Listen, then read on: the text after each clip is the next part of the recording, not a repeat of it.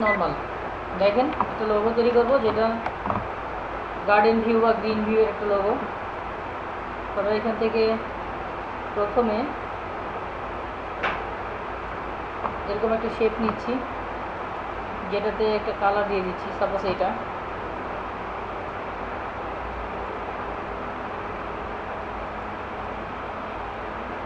এটা সিলেক্ট করে পাশে আর একটা নিচ্ছি, পুরোটাকে সিলেক্ট করে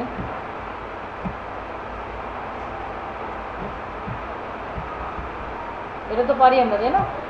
কন্ট্রোল ডি দিয়ে ডাবল করলাম,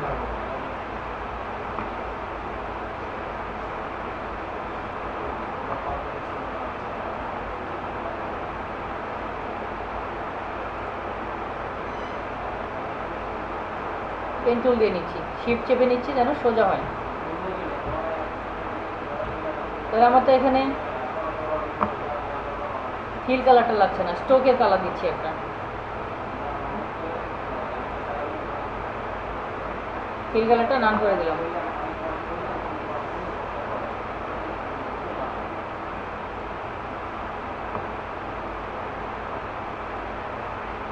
এটাকে কপি করে নিচ্ছি,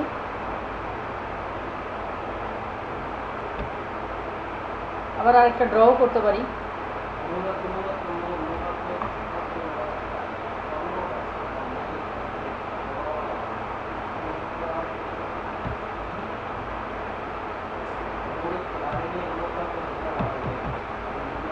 অলটা চেপে কপি নেব।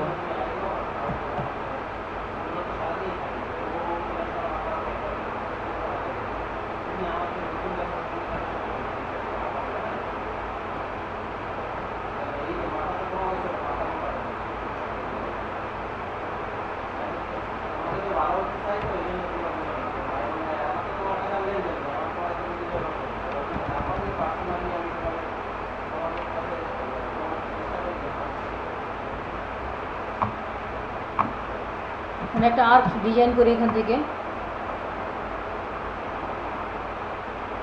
সেক্ষেত্রে আমরা যদি গ্রিড লাইনের সহযোগিতা নিয়ে আরও ভালো হয়।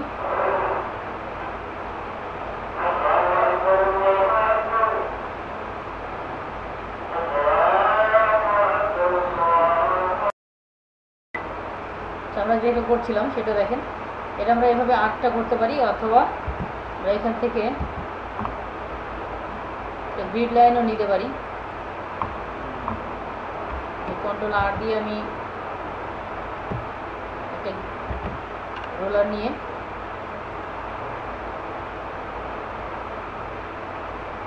সাপোজ এই পর্যন্ত নিলাম, নিয়ে এখান থেকে আরেকটাও গ্রিড লাইন নিতে পারি। এখান থেকে এই পাশ থেকে এবার এই পর্যন্ত, আর এখান থেকে একটা এখান পর্যন্ত।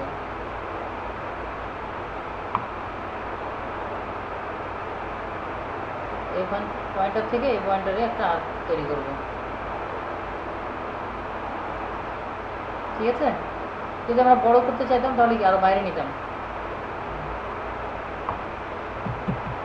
যদি বড় করতে চাইতাম তাহলে গ্রিড লাইনটা অবশ্যই বাইরে নিতাম।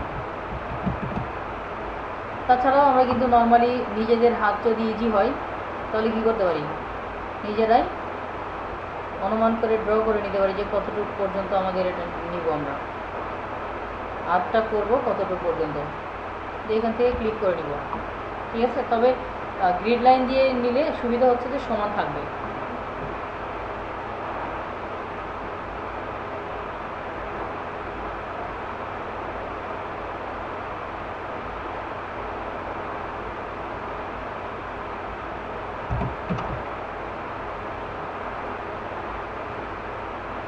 ভেতরে একটা কালার দিয়ে ফিল কালার, সাপোজ এটা দিলাম।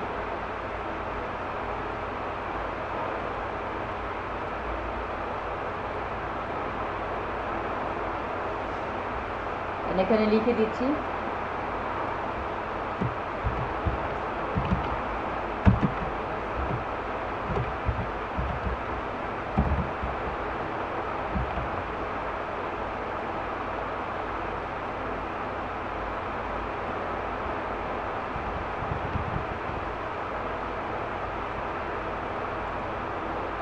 ক্রিয়েট আউটলাইন করে নিচ্ছি।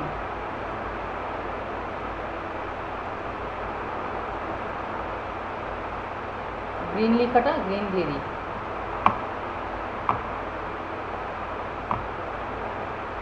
হিউ লেখাটা অন্য যে কোনো একটা কালারে দিতে পারি।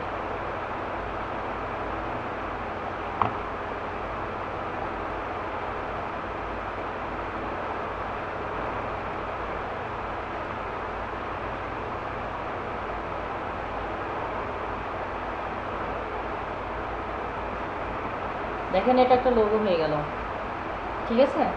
বিভিন্ন বিল্ডিং বা অ্যাপার্টমেন্ট ভিত্তিক যে লোগোগুলো হয়ে থাকে, যেমন ফ্ল্যাট বরাদ্দ চলছে, অথবা কোনো বাংলো বা কোনো একটা অ্যাপার্টমেন্ট, বা যেমন বিভিন্ন সিটি, তাই না, যেমন বসুন্ধরা সিটিতে প্লট বরাদ্দ চলছে, তাই না, এরকম একটা ধরো দিকে কোনো কিছুকে বোঝানোর জন্য হচ্ছে।